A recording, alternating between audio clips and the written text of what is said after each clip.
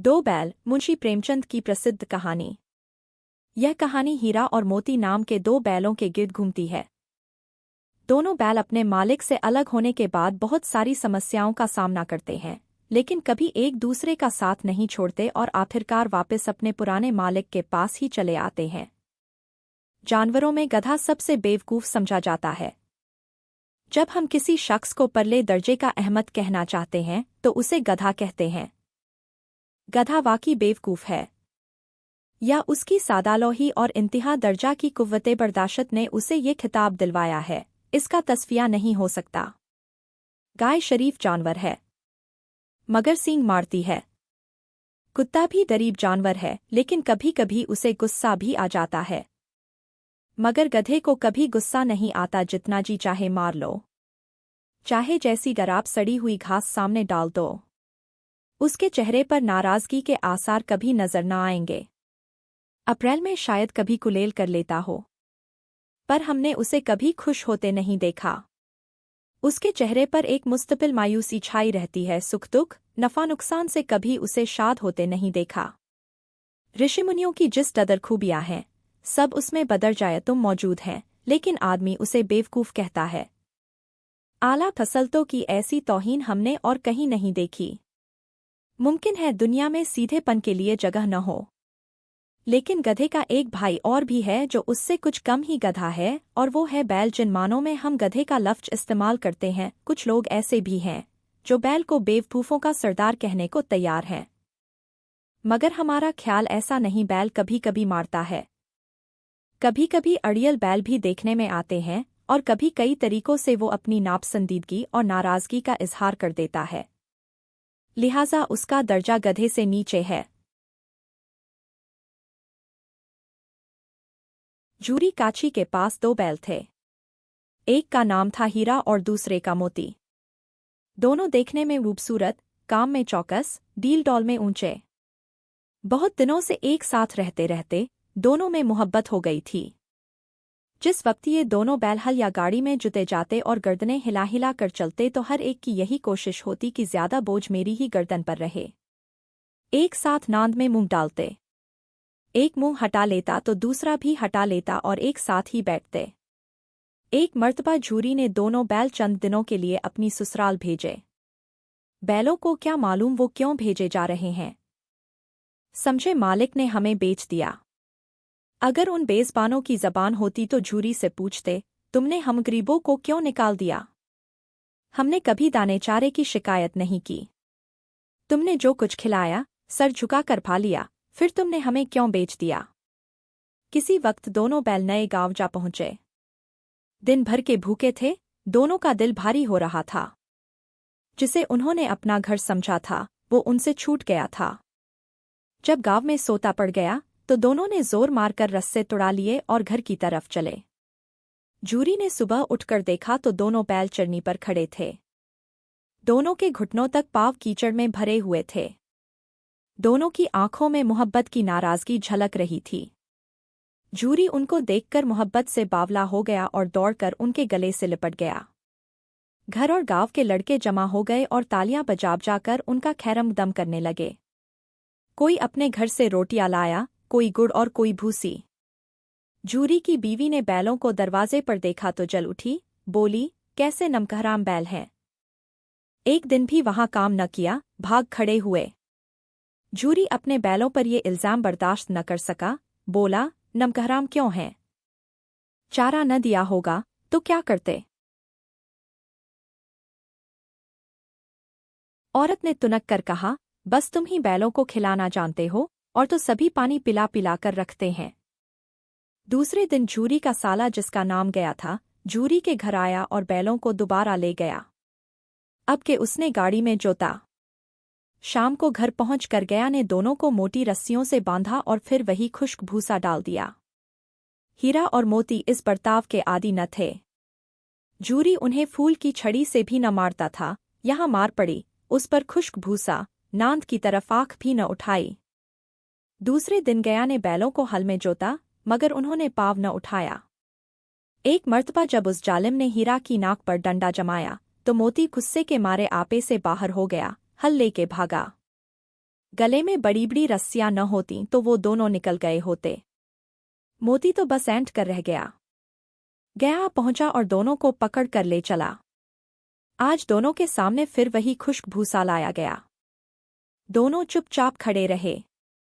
उस वक्त एक छोटी सी लड़की 2 रोटियां लिए निकली और दोनों के मुंह में एक एक रोटी देकर चली गई। ये लड़की गया की थी। उसकी माँ मर चुकी थी। सौतेली माँ उसे मारती रहती थी। इन बैलों से उसे हमदर्दी हो गई। दोनों दिन भर जोते जाते, उल्टे डंडे खाते, शाम को थान पर बांध दिए जाते और रात को वही लड़की उन्हें एक एक रोटी दे जाती। एक बार रात को जब लड़की रोटी देकर चली गई तो दोनों रस्सियां चबाने लगे, लेकिन मोटी रस्सी मुंह में न आती थी। बेचारे जोर लगाकर रह जाते। इतने में घर का दरवाज़ा खुला और वही लड़की निकली। दोनों सर झुकाकर उसका हाथ चाटने लगे।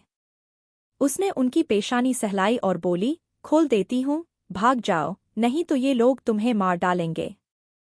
आज घर में मशवरा हो रहा है कि तुम्हारी नाक में नथ डाल दी जाए। उसने रस्से खोल दिए और फिर खुद ही चिल्लाई, ओ दादा, ओ दादा। दोनों फूफा वाले बैल भागे जा रहे हैं। दौड़ो, दौड़ो। गया घबराकर बाहर निकला। उसने बैलों का पीछा किया, वो और तेज हो गए।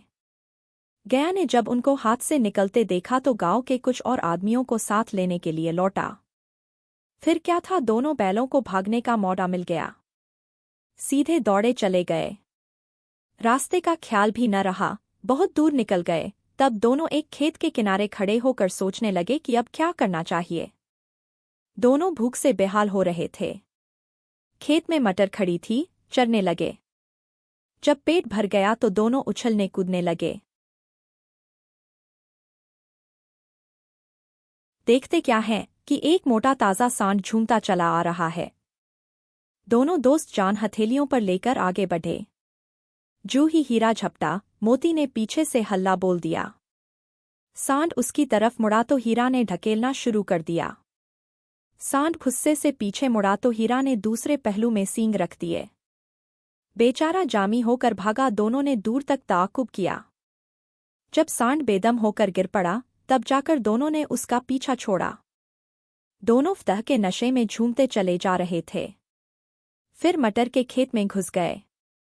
अभी 2-4 ही मुंह मारे थे कि 2 आदमी लाठी लेकर आ गए और दोनों बैलों को घेर लिया। दूसरे दिन दोनों दोस्त कांजी हाउस में बंद थे। उनकी जिंदगी में पहला मौका था कि खाने को तिनका भी न मिला। वहां कई भैंसें थीं, कई बकरियां, कई घोड़े, कई गधे, मगर चारा किसी के सामने न था। सब जमीन पर मुर्दे की तरह पड़े थे। रात को जब खाना न मिला तो हीरा बोला, मुझे तो मालूम होता है कि जान निकल रही है। मोती ने कहा, इतनी जल्दी हिम्मत न हारो भाई, यहाँ से भागने का कोई तरीका सोचो। बाड़े की दीवार कच्ची थी। हीरा ने अपने नुकीले सींग दीवार में गाड़ कर सुराख किया और फिर दौड़ दौड़ कर दीवार से टक्करें मारी। टक्करों की आवाज़ सुनकर कांजी हाउस का चौकीदार लालटेन लेकर निकला। उसने जो ये रंग देखा तो दोनों को कई डंडे रसीद किए और मोटी रस्सी से बांध दिया। हीरा और मोती ने फिर भी हिम्मत न हारी। फिर उसी तरह दीवार में सींग लगाकर जोर करने लगे। आखिर दीवार का कुछ हिस्सा गिर गया। दीवार का गिरना था कि जानवर उठ खड़े हुए। घोड़े, भेड़, बकरियां, भैंसें सब भाग निकले। हीरा, मोती रह गए। सुबह होते होते मुंशियों, चौकीदारों और दूसरे मुलाजमीन में खलबली मच गई। उसके बाद उनकी खूब मरम्मत हुई। अब और मोटी रस्सी से बांध दिया गया। 1 हफ्ते तक दोनों बैल वहां बंधे पड़े रहे। खुदा जाने कांजी हाउस के आदमी कितने बेदर्द थे, किसी ने बेचारों को एक दिन का भी न दिया। एक मर्तबा पानी दिखा देते थे। ये उनकी खुराक थी। दोनों कमज़ोर हो गए। हड्डियां निकल आईं।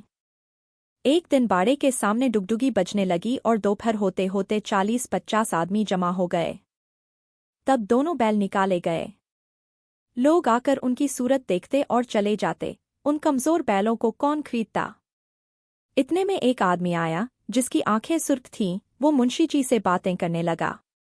उसकी शक्ल देखकर दोनों बैल काँप उठे। नीलाम हो जाने के बाद दोनों बैल उस आदमी के साथ चले।